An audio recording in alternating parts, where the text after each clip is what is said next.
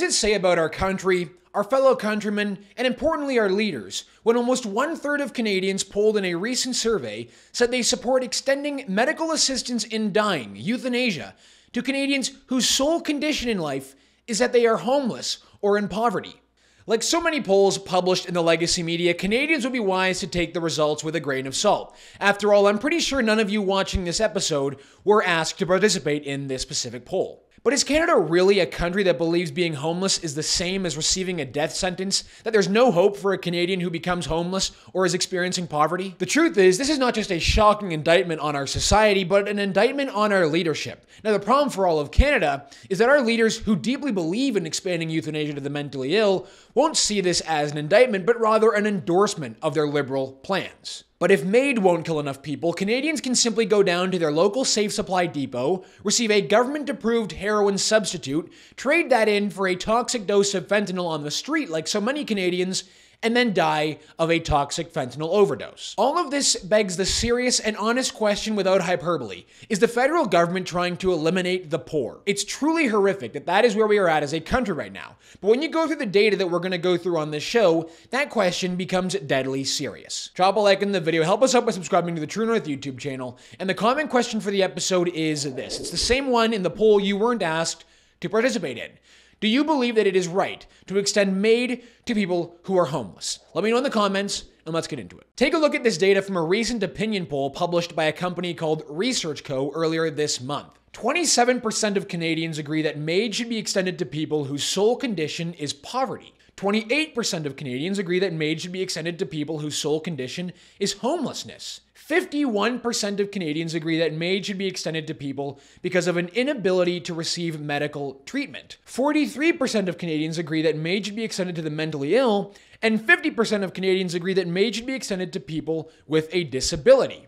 Euthanasia in Canada has been rapidly expanding since Justin Trudeau became Prime Minister. In 2016, the federal government passed Bill C-14, the initial euthanasia law amending the criminal code to allow for medical assistance in death. Bill C-14, the original medical assistance in dying bill, allowed for anyone diagnosed with a terminal illness to be approved for medical-assisted euthanasia. In March of 2021, medical assistance in dying was further expanded in Canada with the passage of Bill C-7. Bill C-7 allows anyone with a disability or chronic illness to receive medical assistance in dying. This rapid expansion of MAID in Canada has resulted in UN watchdogs condemning Bill C-7, including disability rights groups. But that simply was not enough to stop Justin Trudeau and the federal government from expanding MAID for people with disabilities and chronic illnesses. So what's the result of all this? Well, over 30,000 Canadians have died at the hands of the state since euthanasia became legal in 2016. Some basic facts about euthanasia in Canada are important before we go on. The data for 2022 hasn't been released yet, but in 2021, 3.3% of all deaths in Canada were the result of MAID. And 81% of written requests to receive MAID are approved. And up until just a few months ago, Justin Trudeau and the federal government were prepared to extend medical assistance in dying to Canadians whose sole condition was that they were mentally ill, was that they were depressed. The government eventually introduced legislation to pause this expansion because I guess expanding euthanasia to the mentally ill was just even a step too far for Justin Trudeau. So that expansion of MAID to the mentally ill has been halted for at least 12 months, but it doesn't really tell the entire story of what's been going on in Canada. Take this article written in The Spectator in the UK from last year. The title of the article is "Why is Canada Euthanizing the Poor?" A woman in Ontario was forced into euthanasia because her housing benefits did not allow her to get better housing, which didn't aggravate her crippling allergies. Another disabled woman applied to die because she simply cannot afford to keep on living. Another sought euthanasia because COVID-related debt left her unable to pay for the treatment, which kept her chronic pain bearable. When the federal government was debating expanding MAID in 2021 to include not just terminal illness, but chronic illness and disabilities, they had the parliamentary budget officer tally up just how much money the government would save if they expanded MAID in this way. Cost estimate for Bill C-7. Oh no, you're not living in a dystopian nightmare. The federal government is just making sure they know how much money they're going to save if they can kill off people with disabilities. And the answer, if you really wanted to know, $149 million. Shocking and gross, right out of a dystopian novel, but frankly, pretty much par for the course these days with our country, isn't it? Last year, City News interviewed a man named Amir Farsood who had applied for MAID because his landlord was selling his rental apartment and Amir could no longer afford to live and get by on Ontario disability benefits. Amir Farsood has applied for medically assisted dying, known as MAID. He lives in constant agony due to a back injury, but has started the process for end of life because his rooming house is up for sale and he can't find anywhere else to live that he can afford. He barely survives on Ontario disability support payments, which are just over $1,200 a month. He doesn't want to die, but being homeless is not an option. Farsood meets the criteria for MAID: physical suffering due to disability that cannot be relieved. His doctor, who knows Farsood's real reason for MAID is his fear of being homeless, signed off on the application in August. And that interview on City News quickly went viral on social media, amassing hundreds of thousands of views and resulting in an outpouring of support for Amir. And what do you know? A month later, Amir Farsood no longer wanted to end his life because he received public support. Farsood thought he would be dead by today, but as you're about to see, so much has changed. You are a different person. I'm a different person. The first time we spoke, I'd wake up every morning and I had nothing but darkness and misery and stress and hopelessness and all that. And now I've got all the opposites of those things. If that is not the most obvious and clear argument against extending MAID to the homeless and the poor and people who have chronic illnesses, then I don't know what is. Because Amir no longer wants to die. Amir is with us today, but how many Canadians are no longer with us because they were poor, homeless, they had no support around them, and no one showed them that they actually cared, and because the government left the door open for them to die. As we've discussed previously on this show, the record number of Canadians who have to rely on food banks just to survive are now going to those same food banks and requesting medical assistance in dying because struggling this way is simply no longer sustainable for them.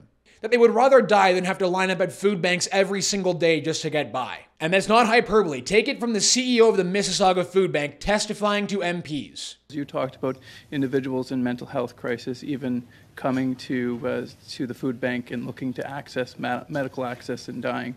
Well, Conservatives have been accused of gaslighting or even making these stories up, but you can confirm today that that people are indeed coming to food banks to end their life. Program for people who are truly homebound and can't go to their food bank, many of them with disabilities or are seniors.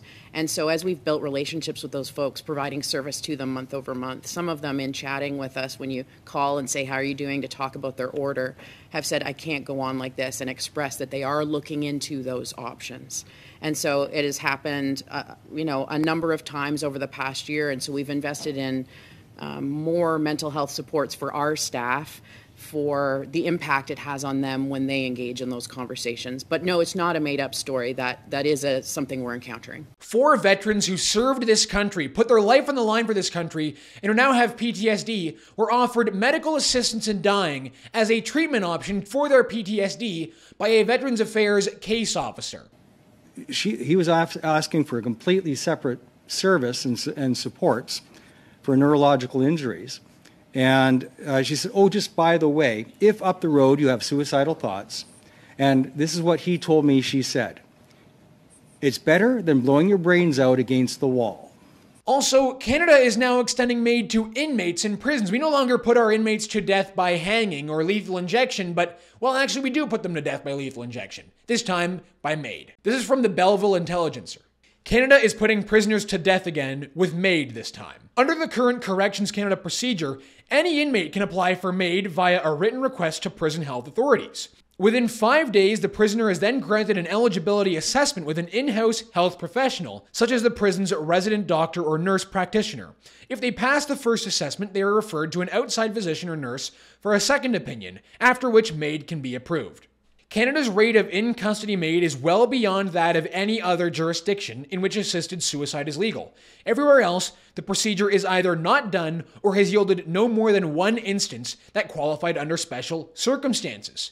and in Canada, 9 federal inmates have been put to death by MAID. The government only halted medical assistance in dying to the mentally ill because they wanted more time, not because it was fundamentally the wrong thing to do, not because it was completely immoral, but because they needed more time to get the facts right. But surely we would never get to a position in Canada where we would have physicians calling for infants to receive MAID, right? We would never get to a position where a college of physicians would be advocating for infanticide. Well, as a matter of fact, that is exactly what happened last year. Dr. Louis Roy from the Quebec College of Physicians told the House of Commons Special Joint Committee on Medical Assistance in Dying on Friday that his organization believes MAID can be appropriate for infants up to age 1 who are born with severe malformations and grave and severe syndromes, for which their perspective of survival is null, so to speak. The same for babies from 0 to 1 years of age who are born with severe deformations, very grave and severe syndromes, medical syndromes, whose life expectancy and level of suffering are such that it would make sense to ensure that they do not suffer. And when a Conservative MP, Rosemary Falk, tried to pass a motion condemning that recommendation by the Quebec College of Physicians, one Liberal MP, Chad Collins, said he wasn't interested in wasting his time.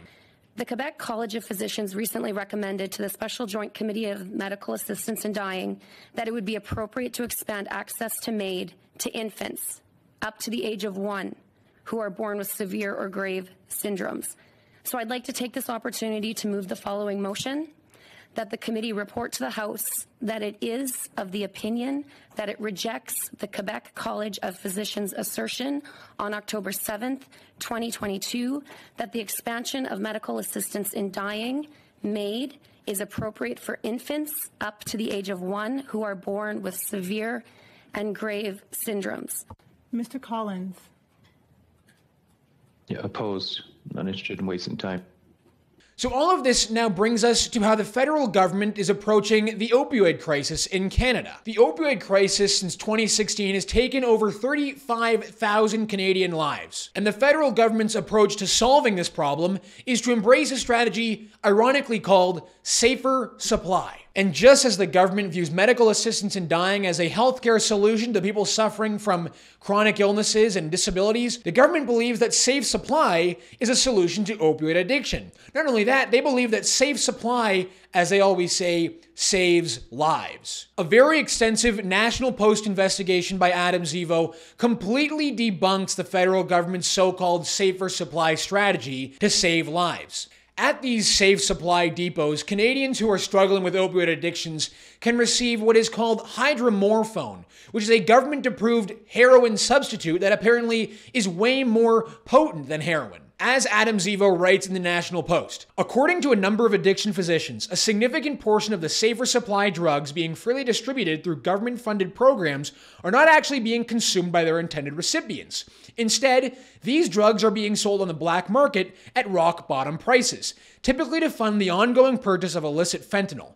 Safer supply programs do not curb the fentanyl market, they subsidize it. So Canadians are receiving the government-approved heroin substitute, flipping it on the street for toxic fentanyl, and then dying from overdoses. That's their strategy. That's the best the federal government can do. The report goes on. Drug users have been telling addiction physicians that, like a geyser, diverted hydromorphone flows from these cities to other markets where opioids are rarer and sell for higher prices. Hydromorphone is allegedly being resold across Canada and even in other countries, which is lining the pockets of drug dealers and gangs. A shocking finding which the federal Conservatives are rightly outraged over. People are dying because the policies of this Prime Minister are killing them. His policies are flooding the streets with drugs that now go for $1 a hit. You can buy 26 hits of hydromorphone, which is an analog to heroin, for $30 Mr. Speaker. These are drugs paid for by Canadian tax dollars under a program by this government that has led to a 300% increase in drug overdose deaths. Why won't they get some common sense, end dollars for drugs, and put our people in treatment? And in response to all of this, Carolyn Bennett, the minister responsible for this nightmare, the minister for addictions and mental health, who also happens to be the minister overseeing the expansion of MAID, completely lost it in the House of Commons. Why do they always start screaming whenever they get exposed like this? Serious question. Mr. Speaker, we are pretty fed up with this fight against evidence-based programs that actually are saving lives. We cannot allow the Conservatives to take us back to the failed ideology of the past. Even Harper's advisor, Ben Perrin, thinks they're speaking nonsense. So just stop it and save lives. So let me try and get all of this straight here. The federal government's strategy to try and solve the opioid crisis is to decriminalize all hard drugs in British Columbia, which, by the way, the city of Toronto is also now seeking a similar approval for, and to rapidly expand the distribution of safe supply drugs, hydromorphone, which, as we can already see, is having the opposite effect. So that's the strategy here. So if you don't want the quote-unquote compassionate out with MAID, you can take a far more aggressive approach with fentanyl in Canada. Because right now, nothing is being done to solve that problem. Ratio of the week time. The winner this week is Carolyn Bennett, who wasn't satisfied after posting her screeching fit in the House of Commons. She followed that up with a little tweet that said, "Safer supply saves lives." 519 replies to only 293 likes at the time of this recording. And just like you watching, a lot of Canadians on Twitter think that what Carolyn Bennett had to say was completely ludicrous. Miss Bennett, while you grip onto an ideology proven a failure, people continue to die. Safer supply is an oxymoron. There is nothing safe about illicit drugs. Since decriminalization for possession has taken place in BC, overdose deaths have broken all records. Safe supply equals myth. BC is riddled with disgusting drugs where your government legalized drugs. As someone who recovered from addiction, no, it does not. It creates more addiction and dependency. And yet it doesn't. Go downtown to any city and tell me it's working. It's a post-apocalyptic nightmare. But you know that. If you can't get them through MAID, you'll get them through addiction. We see what you are doing. Well, that's frankly what it looks like, doesn't it? The government wants to expand MAID to make it as liberal as possible, to include as many people as they can. And if they're not going to get you through MAID, they're going to flood our cities with black market fentanyl, toxic fentanyl that is continuing to take lives in this country. What a sad state of affairs that we are living in right now. Reminder to let me know in the comments your answer to the comment question of this episode. Do you agree with the 1/3 of Canadians that think it is right to extend MAID to Canadians whose sole condition is homelessness or poverty? All right, that's going to do it for us this week on the show. Thank you so much for tuning in. My name is Harrison Faulkner, and this is Ratio.